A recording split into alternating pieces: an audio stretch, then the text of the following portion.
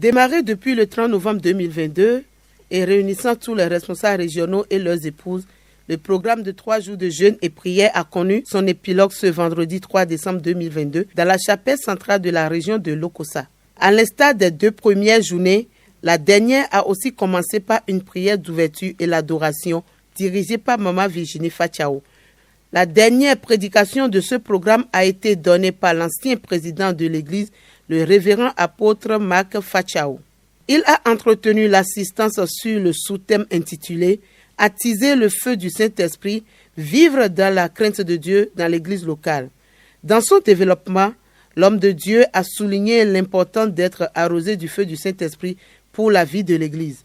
Le révérend apôtre Marc Fatiao, pour conclure son message, a invité ses pères et toute l'Église à vivre dans la crainte de Dieu afin que soit maintenu allumé le feu du Saint-Esprit. L'Église doit donc comprendre que Dieu désire que nous lui offrions tout notre être comme un sacrifice vivant.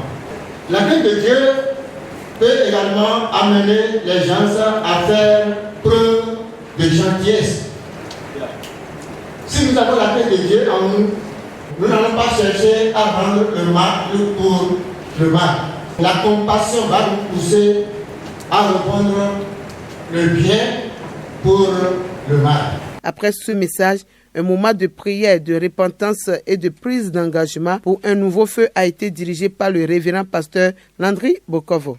Face aux responsables régionaux, le président de l'Église, l'apôtre Félicien Rolachi, a prononcé un discours à la fin de la séance.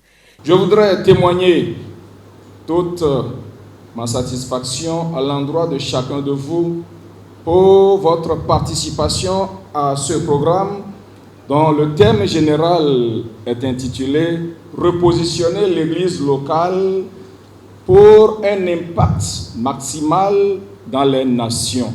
C'est le moment de dire merci à tous les facilitateurs qui se sont laissés utiliser par le Saint-Esprit pour nous communiquer la pensée du Seigneur au travers des divers sous-thèmes développés, à savoir élever des autels familiaux pour renforcer l'Église locale, leçon des puritains, le don sacrificiel et le prélèvement de la dîme, l'Église locale en tant que famille, repositionner l'Église locale pour l'évangélisation. Et ce matin, attiser le feu du Saint-Esprit, vivre dans la crainte de Dieu dans l'Église locale.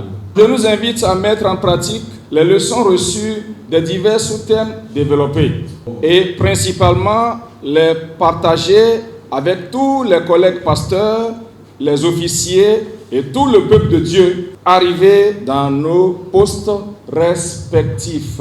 Fier d'accueillir la séance de jeûne et prière pendant 3 jours, le révérend apôtre Bruno Sowache, responsable de la région de Lokossa, ne manque pas d'exprimer sa reconnaissance aux membres du bureau exécutif national ainsi qu'à tous ses collègues apôtres et pasteurs ayant participé à cette séance. Celui qui te visite t'aime. La région de Lokossa est satisfaite et très reconnaissante à cause de votre visite, parce que cela prouve que vous l'aimez. Permettez-moi de vous dire que vos passages ont toujours laissé une marque de bénédiction dans la région. C'est pourquoi les mains sont toujours ouvertes pour vous accueillir à n'importe quel moment de l'année en cours, de l'année à venir. Nous sommes prêts pour vous recevoir encore. Une fois encore, nous vous disons grand merci. You are well done. Que peut-on retenir après ces 3 jours de retraite devant le Seigneur? Quelques serviteurs de Dieu ont répondu et ont rendu grâce à Dieu qui a permis la tenue et la réussite de la séance.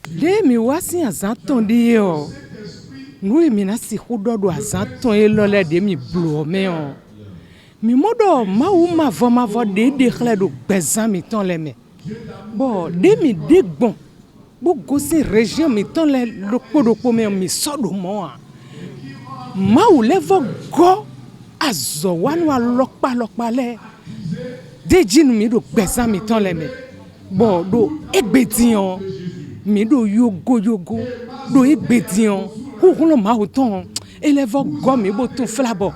Akpakpa da hode do bezan mi tome, no mi kosi fidian. Azor, et na levo drink en dechi. Nous sommes satisfaits parce que le Seigneur est prêt pour nous accompagner si nous décidons de revenir sur ses voies.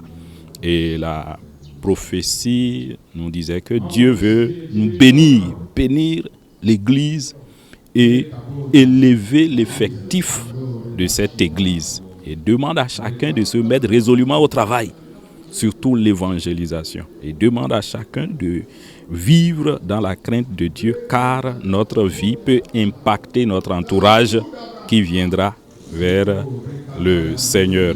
Au vu de tout ce qui a été dit dans les prophéties, nous croyons fermement que l'Église a un avenir radieux